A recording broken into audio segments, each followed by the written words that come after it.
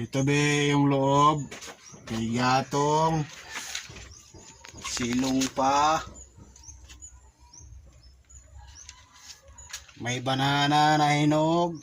May rice terraces. May vegetable. May banana.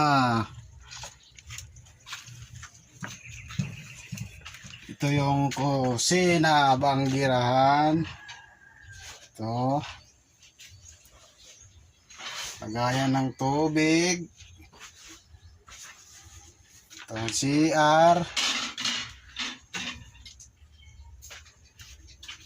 Ito naman yung higaan namin. Itong pag-akyat. Ito. Lagayan ng cellphone. Ito. Ito higaan namin. Ito yung lagayan namin ng mga gamit. Yan. Ito yung mayora ko. Astig. Buang-buang.